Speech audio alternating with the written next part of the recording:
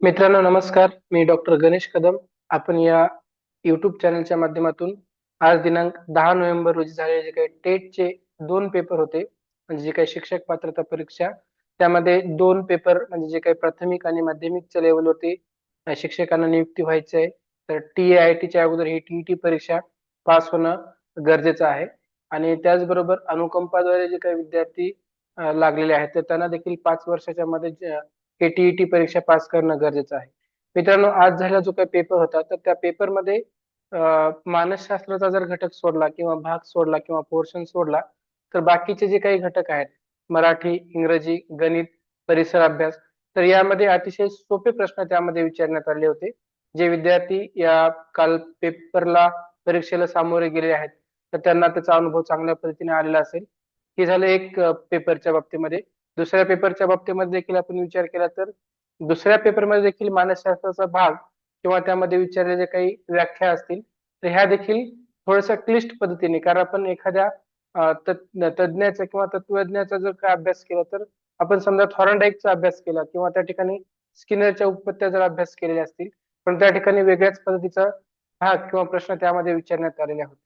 तर हा जो काही घटक आहे, तर या घटकाच्या बाबतीमध्ये जर आपण बाकीच्या गोष्टीचा जर विचार केला, तर त्या गोष्टी या इतर पद्धतीने ज्या व्हायला पाहिजे होत्या किंवा जेवढ्या मोठ्या पद्धतीने किंवा अवघड पद्धतीने ज्या प्रश्न पद्धती विचारण्यात आलेल्या होत्या, तर तेवढे प्रश्न जे आहेत, तर ते एवढ्या हार्ड पद्धतीचे नव्हते, असं मला म्हणायचं होतं. त्यानंतर हा जो काही पहिला पेपर आहे, तर त्या पहिल्या पेपरमध्ये जो काही परिसर अभ्यास या घटकावरती जे काही 30 प्रश्न विचारण्यात आले होते, तर ते अतिशय इयत्ता 4थीच्या पुस्तकातून असतील किंवा 7वीच्या असतील किंवा फार झालं तर 8वीच्या इतिहास, भूगोल याच्याशी रिलेटेड प्रश्न त्यामध्ये विचारण्यात आले होते. त्यामध्ये अक्षरवृत्ती असतील, रेखावृत्ती असतील, अशा छोट्या-छोट्या घटकांच्या वरती प्रश्न या पेपरमध्ये विचारण्यात आलेले होते. त्यामध्ये आपण तुमचा अधिकचा वेळ न घालवता त्याचे जे काही पेपर अनालिसिस आहे किंवा त्यामध्ये जी काही उत्तर तालिका आहे, तर ते एक संभाव्य उत्तर पत्रिका आपण म्हणू, तर ते आज आपण अभ्यासणार आहोत. तर त्यामध्ये जो काही पहिला प्रश्न विचारण्यात आलेला होता, तर तो शिवरायांच्या अष्टप्रधान मंडळातील मंत्री या पदावरील व्यक्ती कोणते काम पाहत असत. तर त्यामध्ये त्याचं जे काही उत्तर आहे, तर त्यामध्ये 4 पर्याय त्या ठिकाणी देण्यात आले होते. सरकारी आज्ञापत्रे सांभाळणे, त्याचबरोबर परराज्याशी संबंध ठेवणे, राज्याचा जमा खर्च पाहणे आणि पत्रव्यवहार सांभाळणे. तर हे जे काही 4 पर्याय या 4थीच्या इतिहासातील असेल, अष्टप्रधान मंडळ ज्या ठिकाणी इतिहासामध्ये शिकवलं गेलेलं आहे, तर त्याच्याशी रिलेटेड हा प्रश्न त्यामध्ये विचारण्यात आला होता. आणि त्यामुळं हा जो काही प्रश्न आहे, तर याच्याशी रिलेटेड आपण जर माहिती बघितली, की शिवाजी महाराजांचा राज्याभिषेक हा जून 1674 मध्ये करून घेण्यात आलेला होता किंवा केला गेलेला होता. आणि मराठ्यांचं स्वातंत्र्य असेल किंवा सार्वभौम राज्याची घोषणा ही त्या जून 1674 मध्ये करण्यात आली होती. परंतु त्यामध्ये यांचं जे काही राज्याभिषेक करण्यामागचा जे काही उद्देश होता, तर ते उद्देश रिलेटेड हा प्रश्न त्यामध्ये विचारला, की त्यांनी जेव्हा राज्याभिषेक केला किंवा ते जेव्हा छत्रपती झाले, तर त्याच्या स्वराज्याचे जे काही राजा म्हणू आपण, तर ते राजा झाल्याच्या नंतर त्या ठिकाणी त्यांचं जे काही अष्टप्रधान मंडळ त्यांनी स्थापन केलं, तर त्यामध्ये असलेले जे काही मंत्री आहेत, तर त्यांनी कोणत्या पद्धतीची कामे करतात, तर वरील हे जे काही 4 पर्याय दिलेले आहेत, तर त्या वेगवेगळ्या पद्धतीचं कार्य हे वेगवेगळ्या मंत्र्यावर त्यांनी स्थापन दिले होतं. त्यामध्ये शिवरायांची वेशभूषा असेल, त्यांचं भोजन व्यवस्था असेल, त्यानंतर निद्रेची जी काही कक्ष आहे, त्या सगळ्या बाबतीमध्ये वेगवेगळ्या मंत्र्याच्या थ्रू कामं केली जायची. तर हा सगळा जर आपण याचा अनालिसिस करत बसलो, तर आपल्याला जो काही वेळ आहे, तर तो पुरणार नाही. त्यामुळे मी याचे जे काही डायरेक्ट आन्सर्स आहेत, तर ते आपण या ठिकाणी पाहण्याचा प्रयत्न करणार आहोत. तर त्यामध्ये जे काही या ठिकाणी 3 तुम्हाला एक उदाहरण दाखल त्या ठिकाणी उत्तर समोर ठेवण्यात आले होते, की प्रधानमंत्री जो काही पेशवा आहे, तर तो होता मोरोपंत त्र्यंबक पिंगळे. तर यांना जे काही पगार दिला जायचा, सॅलरी दिली जायची, तर ती त्यांना 15,000 होऊन असं त्यांना सॅलरी किंवा दरमहा पगार त्यांना दिला जायचा. त्यानंतर पंत अमात्य जे काही मुजुमदार आहेत, तर ते रामचंद्र निलकंठ होते आणि त्यांना देखील 12,000 होऊन पगार होता. त्याचबरोबर पंत सचिव सुरनीस जे आहेत, तर ते अण्णाजी पंत दत्तो हे होते, त्यांना देखील 12,000 होऊन होतं. त्यानंतरचे बाकीचे जे काही 5 मंत्री होते, तर त्यांना प्रतिमहा 10,000 होऊन असा पगार त्या ठिकाणी देण्यात येत होता. आणि याचे जे काही प्रश्न आहे, शिवरायांच्या अष्टप्रधान मंडळातील मंत्री या पदावर जी काही व्यक्ती काम करते, तर ते कोणते काम पाहत असेल, तर असा प्रश्न विचारतो आणि त्याचं करेक्ट आन्सर आहे तर पत्रव्यवहार सांभाळणे हे त्याचं करेक्ट आन्सर आहे. त्याचबरोबर राज्याचा जमा खर्च पाहणे असेल, सरकारी आज्ञापत्रे सांभाळणे असेल, परराज्याशी संबंध ठेवणे असेल, तर ही वेगवेगळ्या प्रकारची खाती त्या त्या व्यक्तीकडे सोपवण्यात येत होती आणि ते सोपवलेली जी काही जबाबदारी आहे तर ती चोख पद्धतीने ती काम पार पाडत होते. त्यानंतरचा जो काही नेक्स्ट क्वेश्चन आहे तर तो केंद्र सरकारने सुरू केलेली जी खडू-फळा योजना आहे तर ती कोणत्या प्रकारच्या शिक्षणासाठी प्रसिद्ध आहे? तर त्यामध्ये मुक्त विद्यापीठ, प्राथमिक व उच्च माध्यमिक शिक्षण, त्याचबरोबर प्राथमिक शिक्षण आणि पूर्व प्राथमिक शिक्षण असे एकूण 4 पर्याय त्याच्यासाठी देण्यात आले होते आणि याचे जे काही करेक्ट आन्सर आहे तर ते आहे प्राथमिक शिक्षण म्हणून पर्याय क्रमांक 3 हे त्याचं करेक्ट आन्सर आहे. कारण खडू-फळा मोहीम जी आहे तर ही खडू-फळा मोहीम मुळात प्राथमिक शिक्षणामध्ये जे काही त्या घटकापासून वंचित राहणारे जे काही मुलं आहेत तर त्यांना या शिक्षणाच्या प्रवाहामध्ये आणण्यासाठी चांगलं कार्य करण्यासाठी ही खडू-फळा मोहीम राबविण्यात येत होती. म्हणून याचं जे काही करेक्ट आन्सर आहे ते क्वेश्चन नंबर सेकंडचं किंबहुना यामध्ये जे काही 4 सेट विचारण्यात आले होते 4 सेटमध्ये ABCD तर त्यामध्ये मी जे काही सेट डी सोडवतोय तर त्यामध्ये तुम्हाला कदाचित तो 28वा प्रश्न असू शकतो किंवा 15वा असेल किंवा एक्स कोणताही प्रश्न असेल तर जे डी सेट आहे तर त्याचं अनालिसिस करत असताना त्यामध्ये हा मला दुसरा प्रश्न होता. तर त्यानंतर याचं जे काही करेक्ट आन्सर आहे तर ते प्राथमिक शिक्षण हे त्याचं योग्य पर्याय आहे. प्रश्न तिसरा आहे योग्य जोड्या जुळवा. त्यामध्ये ए कोसबाड प्रकल्प, बी शारदा सदन, सेवा सदन आणि महिला दक्षता समिती. तर मित्रांनो यामध्ये एक जर आपल्याला करेक्ट आन्सर माहिती असेल तर त्याचा आपल्याला यामध्ये त्याची जी काही योग्य जोड्या जुळवायची जी काही पर्याय दिलेले आहेत तर ते आपल्याला सोडवता येतील आणि त्यामध्ये कोसबाड प्रकल्प आपल्याला अनुताई वाघ हे त्याच्याशी रिलेटेड आहेत किंवा ते आपल्याला लक्षात राहू शकतं किंवा कोणाला शारदा सदन लक्षात राहील तर शारदा सदन हे पंडिता रमाबाई यांचं होतं.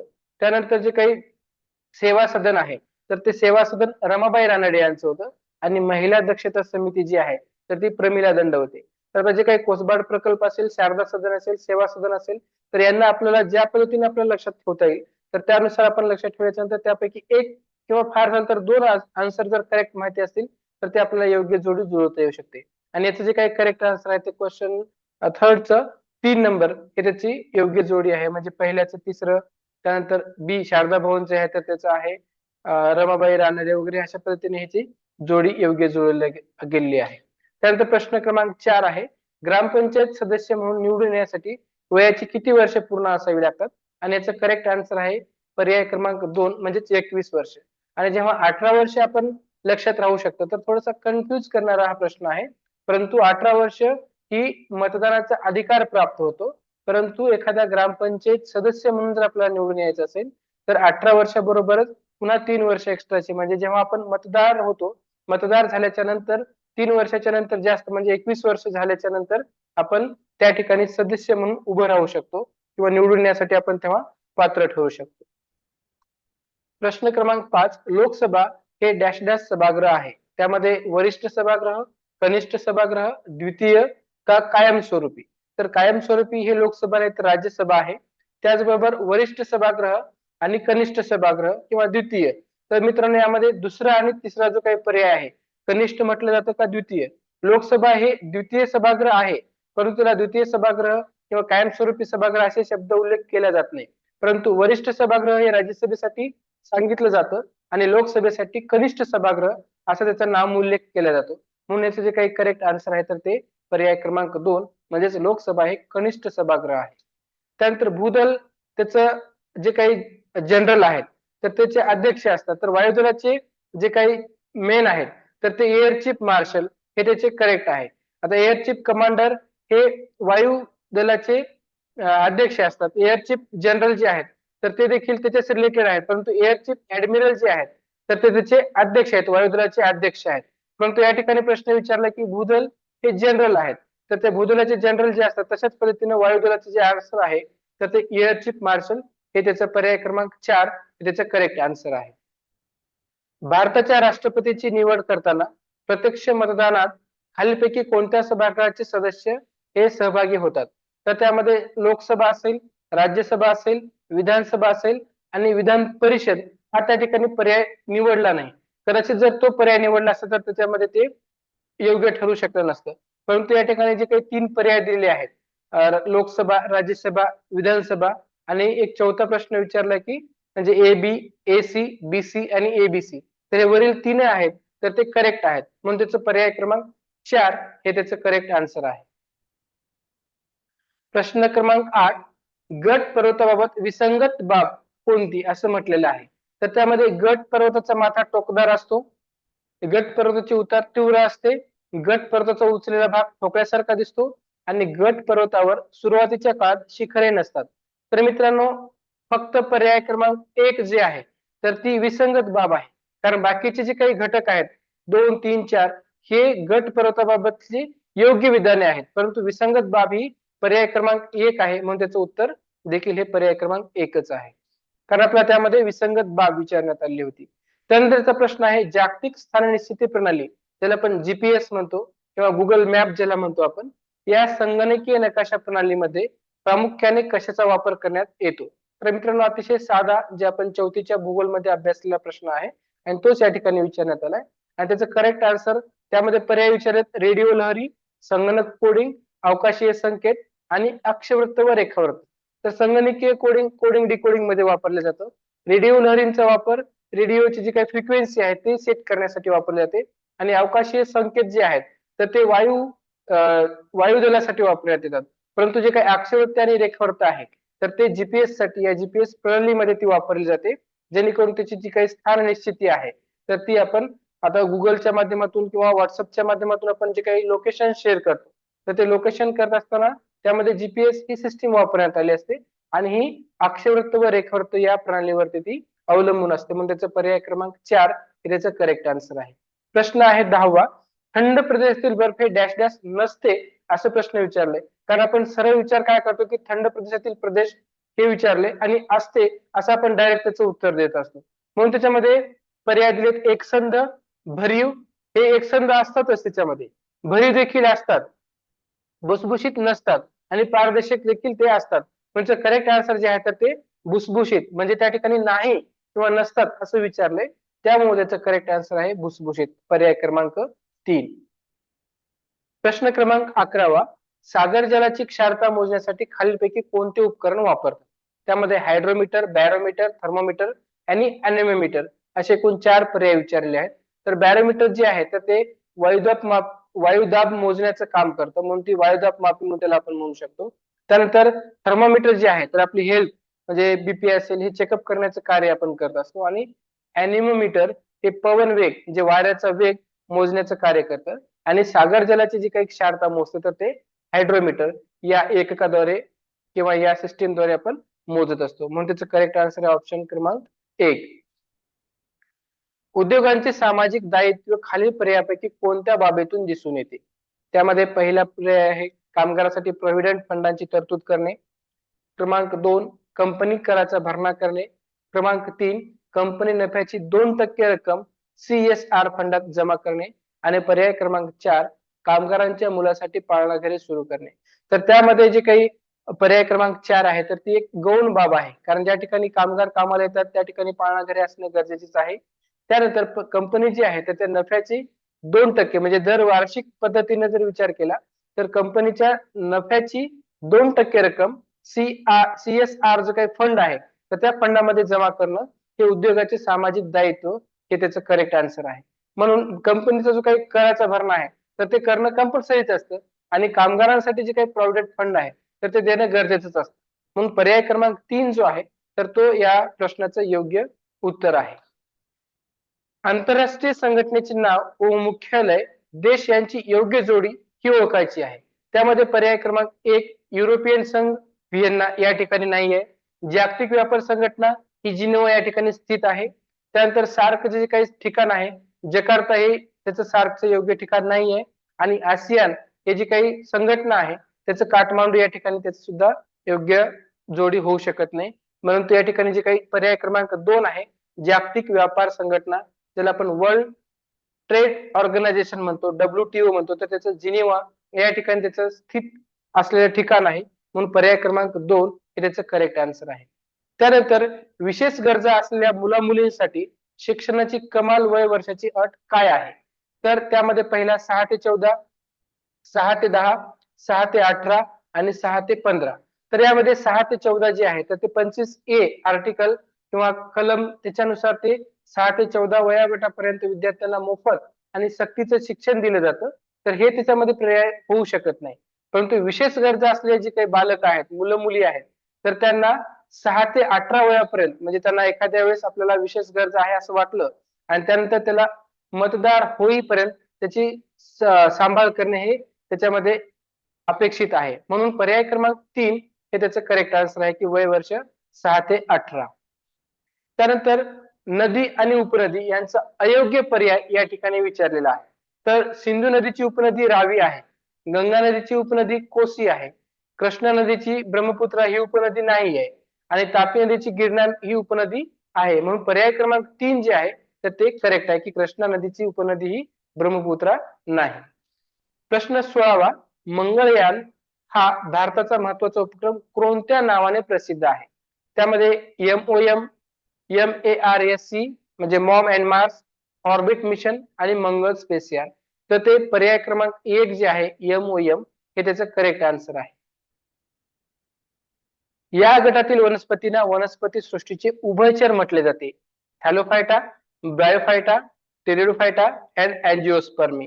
तर ब्रायोफायटा म्हणजे पर्याय क्रमांक 2 हे त्याचं करेक्ट आन्सर आहे. तडित रक्षकाच्या रचनेतील वैशिष्ट्य नसणारा पर्याय कोणता?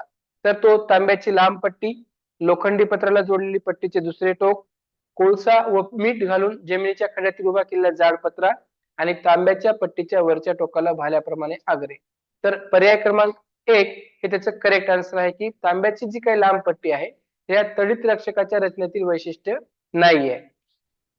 फ्रीज मधून बाहेर काढलेल्या शीतपेयाच्या बाटलीवर बाहेरच्या बाजूला पाण्याचा जो काही थेंब जमा झालेले दिसतात त्यामागची कारण काय आहेत?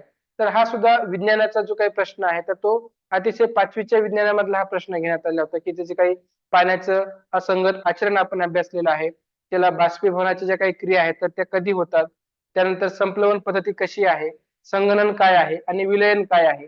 तर ह्या सगळ्या गोष्टी आपण विज्ञानामध्ये 5वीच्या अभ्यासलेल्या आहे आणि याचं जे काही करेक्ट आन्सर आहे तर पर्याय क्रमांक 3 म्हणजे हे जे काही आपल्याला जी स्थिती सांगितलेली आहे तर ती संगणनाची स्थिती आहे. म्हणून पर्याय क्रमांक 3 हे त्याचं योग्य उत्तर आहे, संगणन. गरम केलेले तूप थंड झाल्यावर घट्ट होतं आणि हा जो काही प्रकार आहे तो जो काही बदल आहे तर तो कशा पद्धतीचा बदल आहे तर तो भौतिक बदल आहे. कारण जे आपण थंड झालेले तूप आपण गरम करतो, परंतु गरम केलेल्या तुपाला काही न करता ते भौतिक बदलाच्या सहाय्याने ऑटोमॅटिक थंड होतं, घट्ट होतं, पण तो भौतिक बदलाचा प्रकार आहे आणि याचं करेक्ट आन्सर देखील पर्याय क्रमांक 1 हेच आहे. 21वा प्रश्न आहे, विविध ऊर्जेची रूपे आणि उदाहरणे यांच्या योग्य जोड्या जुळवायच्या आहेत. त्यामध्ये गोट्यांचा खेळ, गलोल, प्रकाश संश्लेषण क्रिया आणि वणवा पेटणे. तर त्यामध्ये जे काही गोट्यांचा खेळ आहे तर ती स्थितीज ऊर्जा आहे आणि त्यानंतर गलोल जे आहे तर ते गतीज ऊर्जेतला भाग आहे आणि प्रकाश संश्लेषणाची काही क्रिया आहे तर ती रासायनिक ऊर्जा आहे. त्याच्यातले 1-2 भाग जरी आपल्याला माहिती झाला तर त्याचा आपण करेक्ट आन्सर देऊ शकतो. कारण प्रकाश संश्लेषण क्रिया जी आहे तर ती रासायनिक ऊर्जा आहे आणि त्याचं जर आपल्याला उत्तर माहिती झालं तर ते आपल्याला देता येऊ शकते किंवा फार झालं तर दुसरा एखादा प्रकार त्याला आपल्याला करेक्ट किंवा एक्झॅक्ट माहिती असेल तर ते आपल्याला हे देत असतानाचं उत्तर आपल्याला ते सोपं जाऊ शकतं. त्यामुळे पर्याय क्रमांक 3 हे त्याचं करेक्ट आन्सर आहे. प्रश्न आहे 22वा, मनुष्यास ऐकू येणाऱ्या ध्वनीची वारंवारता जी आहे तर ती 20 हर्ट्झ ते 20,000 हर्ट्झ या दरम्यान आहे. अतिशय सोपा प्रश्न आहे. त्यामुळे पर्याय क्रमांक 2 हे त्याचं करेक्ट आन्सर आहे. 23वा प्रश्न, रक्तपेशी व पशूंचे रेत टिकवून ठेवण्यासाठी खालील पर्यायापैकी प्रामुख्याने कशाचा उपयोग होतो? ऑक्सिजन, हायड्रोजन, द्रवरूप नायट्रोजन का द्रवरूप कार्बन डायऑक्साईड? तर त्याचं द्रवरूप नायट्रोजन आहे. तर ते याच्यासाठी रक्तपेशी आणि पशूंची जी काही रेत आहे तर ते टिकवून ठेवण्यासाठी मदतगार ठरू शकतं. म्हणून पर्याय क्रमांक 3 हे त्याचं करेक्ट आन्सर आहे. H1 आणि N1 ह्या विषाणूजन्य रोगाला कोणत्या नावाने ओळखले जाते? तर ते आहे स्वाईन फ्लू. ते आपण अभ्यासलेलंच आहे. मादक पेय तयार करण्यासाठी खालील कशाचा वापर केला जात नाही? तर त्याच्यामध्ये ग्लुकोज, फ्रुक्टोज, सायक्रोमायसिस किण्व आणि लॅक्टोज. तर लॅक्टोज याचा जो काही वापर यामध्ये मादक पेय तयार करण्यासाठी केला जात नाही. मराठी भाषेतील पहिले वर्तमानपत्र कोणते? तर दर्पण हे मराठी भाषेतील पहिलं वर्तमानपत्र आहे आणि ते बाळशास्त्री जांभेकरांनी ते स्थापिलेलं होतं म्हणून त्यांना आपण दर्पणकार म्हणून देखील ओळखतो. म्हणून पर्याय क्रमांक 3 हे त्याचं करेक्ट आन्सर आहे. प्रश्न क्रमांक 27, विविध धर्मांच्या संदर्भाने खालील पर्यायातील गटात न बसणारे शब्द कोणते आहेत किंवा पद कोणते आहेत? त्यामध्ये पहिला आहे आज्ञारी, दुसरा आहे अवेस्ता, तिसरा आहे सिनगॉग आणि चौथा आहे विहार. तर यामध्ये आज्ञारी असेल, सिनगॉग असेल, विहार असेल तर ते प्रार्थनेची ठिकाणे आहेत. कारण सिनगॉग हे ज्यूज लोकांचं प्रार्थना केंद्र आहे. परंतु या ठिकाणी जे काही अवेस्ता आहे तर ते एक धर्मग्रंथाचं नाव आहे. म्हणून पर्याय क्रमांक 2 त्याचं करेक्ट आन्सर आहे. त्यानंतर खालील पर्यायापैकी कोकणातील दर्शवणारी नाटकांचे वैशिष्ट्य कोणते? प्रायोगिक नाटकाचा प्रकार म्हणजे दशावतारी नाटकांचे वैशिष्ट्य कोणते आहे यातील? तर त्यामध्ये नाटकातील बहुतेक भाग गद्यमय असतो. नाटकातील पात्रांचा अभिनय, रंगभूषा व वेशभूषा परंपरागत असते आणि नाटकातील पात्रांची रंगभूषा व वेशभूषा आधुनिक असते. तर करेक्ट आन्सर आहे पर्याय क्रमांक 3. नाटकातील जे काही पात्रांचा अभिनय आहे, रंगभूषा आहे, वेशभूषा आहे तर ती परंपरागत असते. हे दशावतारी नाटकांचं वैशिष्ट्य आहे. सेकंड लास्ट क्वेश्चन आहे, शिवरायांनी रायरीच्या किल्ल्यास डॅश डॅश तर तोरणा किल्ल्यास डॅश डॅश हे नाव दिले. जेव्हा शिवरायांनी काही किल्ले जिंकले तर त्यामध्ये रायरी हा किल्ला जो होता तर त्या रायरीच्या किल्ल्याला रायगड हे नाव दिलेलं होतं आणि तोरणा जो काही किल्ला आहे तर त्या तोरणाला प्रचंडगड असं नाव दिलेलं आहे. म्हणून पर्याय क्रमांक 3 हे त्याचं करेक्ट आन्सर आहे. खालीलपैकी संत नामदेव यांच्याबाबत योग्य विधान कोणती असा शेवटचा प्रश्न या ठिकाणी क्वेश्चन सेट मधला जो काही सेट डी आहे तर त्याचा शेवटचा प्रश्न हा आहे की संत नामदेव यांच्याबाबत योग्य विधाने कोणती आहेत? तर त्यामध्ये ए बी सी असे 3 पर्याय विचारले होते. त्यामध्ये महाराष्ट्राचे आद्य कीर्तनकार, आपल्या विचारांचा पंजाबात प्रसार केला आणि गुरुग्रंथ साहिब या ग्रंथामध्ये त्यांनी पदाचे लेखन केले. तर हे वरील तीनही हे करेक्ट आन्सर त्याचे आहेत. म्हणून पर्याय क्रमांक 4 हे त्याचं करेक्ट आन्सर आहे. तर अशा पद्धतीने हा जो काही टीईटीचा जो काही पेपर होता तर तो टीईटीचा पेपर यामध्ये आपल्याला या वरील 30 जे प्रश्न आहेत तर ते परिसर अभ्यासाची या ठिकाणी आपण अभ्यासलेली आहेत. तर अशाच पद्धतीने जे काही प्रश्न त्या ठिकाणी विचारण्यात आलेले होते तर हे अशा पद्धतीने प्रश्न विचारलेत की अतिशय सोपे आहेत. कारण त्यामध्ये टीईटीच्या मध्ये पहिला प्रश्न पेपर जो होता तर त्यामध्ये 4थी, 5वी, 6वी आणि फार झालं तर 7वीच्या मध्ये इतिहासाचे असतील, भूगोलचे असतील आणि विज्ञानाचे असतील तर त्याच्यामधून प्रश्न त्यामध्ये या टीईटीच्या पहिल्या पेपरमध्ये विचारण्यात आले होते आणि अतिशय सोपे प्रश्नांची त्यामध्ये समायोजन करण्यात आलं होतं. आणि त्यानंतर हे जे काही आपण अशा पद्धतीने परिसर अभ्यासाचा जो काही अभ्यास केला आहे तशाच पद्धतीने मराठी, इंग्रजी आणि जे काही गणित आहे तर त्या तीनही प्रश्नाचे जे काही 30-30 प्रश्न आहेत तर त्याचा अनालिसिस देखील आपण दुसऱ्या व्हिडिओच्या माध्यमातून केलेला आहे आणि त्याची जी काही लिंक आहे तर ती डिस्क्रिप्टिव्ह बॉक्स मध्ये दिलीच आहे किंवा आपल्या युट्यूब चॅनलच्या वरतून आपण वेगवेगळ्या पद्धतीचे व्हिडिओ या ठिकाणी आपण पाहू शकतो. धन्यवाद.